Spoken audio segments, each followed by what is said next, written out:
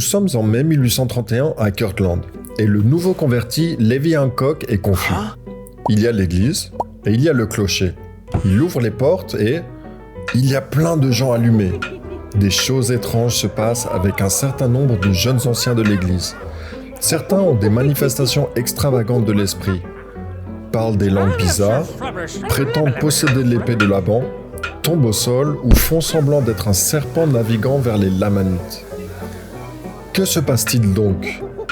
Lévi n'a pas été conduit par l'esprit à agir de cette manière, et il se dit un peu « peut-être que je ne suis pas aussi pur que ces gars ». Eh bien, de faux esprits trompent les gens, des loups déguisés en brebis prêchent de fausses doctrines, des hypocrites portent toutes sortes de masques, et Satan et ses sbires travaillent d'arrache-pied pour tromper et aveugler les yeux des disciples bons et honnêtes.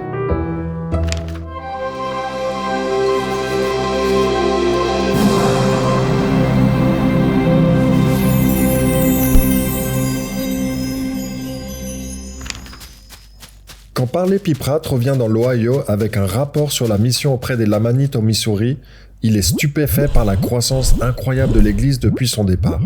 Il est ravi de découvrir que le prophète Joseph a déménagé dans l'Ohio, qui est désormais le centre de l'Église. Enthousiasmé, Parley visite les nouvelles congrégations, mais il est aussi très troublé par une certaine forme de fanatisme religieux qu'il observe. Ce n'est clairement pas ce qu'ils avaient appris.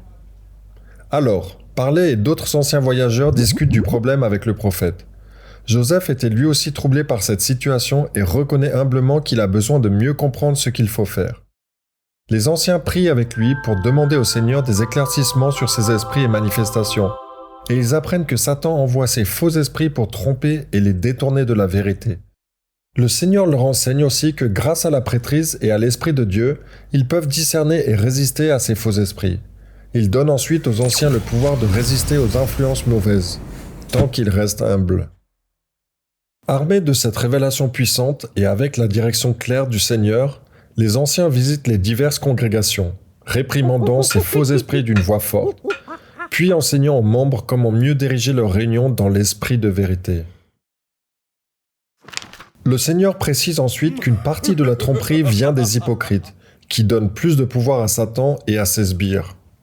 Un hypocrite est quelqu'un qui prétend être ce qu'il n'est pas, comme lorsqu'on est gentil uniquement quand quelqu'un nous regarde.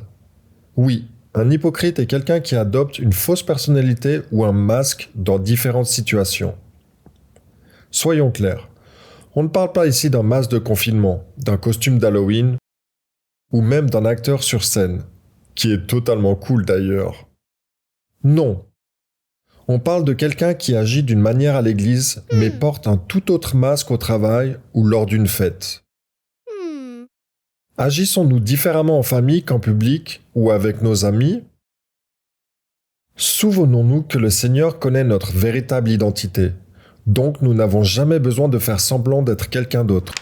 Dans la section 50, le Seigneur enseigne encore que l'un des moyens d'éviter d'être trompé est de prêter attention aux sentiments de lumière et d'obscurité.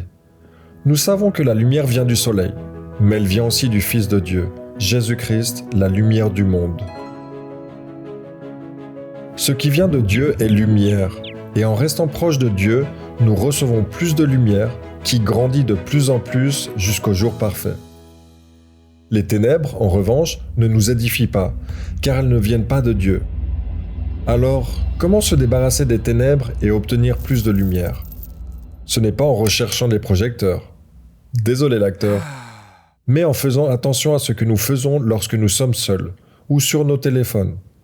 Est-ce que cela nous rapproche du Christ ? Pensons aux émissions de télé, à la musique, au langage, aux amis. Être attentif à nos émotions peut nous dire si nous sommes guidés par la lumière ou trompés par les ténèbres. Donc, CLL, choisis la lumière. Un peu plus tard, une autre personne qui cherchait la lumière et voulait éviter d'être trompée était Lyman Copley, un riche propriétaire foncier près de Kirtland. Il a généreusement proposé aux saints récemment arrivés de Colesville, y compris la famille Knight, de vivre sur ces terres, construire des maisons et cultiver. Lyman était un ancien membre de la religion Shaker avant son baptême, et il essayait de mélanger ses anciennes croyances avec les nouvelles, ce qui ne marchait pas très bien.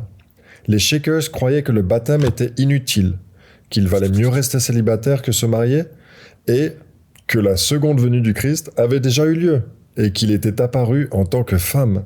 Lyman a posé des questions au prophète et Joseph a reçu la section 49 qui clarifiait la vraie doctrine. Oui, le mariage est ordonné de Dieu. Le baptême est une ordonnance essentielle et la seconde venue du Christ n'a pas encore eu lieu. Mais tout le monde le saura quand ce sera le cas. Le Seigneur appelle ensuite Copley à aller avec Signeridon et Parley Pratt à la communauté Shaker pour partager cette révélation avec eux. Parmi les Shakers, ils rencontrent le dirigeant Ashbel Kitchell, qui les invite à assister à une réunion. À la fin de la réunion, Rigdon se lève et demande « Puis-je partager quelque chose avec vous ?» Kitchell accepte. Sidney lit toute la révélation de la section 49 aux Shakers, puis demande « Pouvons-nous vous en dire plus ?» Kitchell répond « Non, nous rejetons cela comme venant de Dieu et ne voulons rien entendre de plus. » Déçu, Sidney s'apprête à partir, mais Parley n'en a pas tout à fait fini. Il se lève, secoue la poussière de son manteau comme témoignage contre eux, ce qui pousse Kitchell à le traiter de « sale bête !» Et disons simplement que cela ne s'est pas bien terminé. Malheureusement, peu après, Lyman Copley endurcit son cœur et abandonne ses efforts pour concilier sa vieille foi avec ses nouvelles croyances. Il rompt son accord avec les saints de Colesville, les forçant malheureusement à quitter sa ferme. Les saints de Colesville se retrouvent maintenant sans endroit où vivre, ce qui provoque une toute nouvelle série de problèmes. Mais cela nous conduit à Sion, que nous découvrirons ensuite.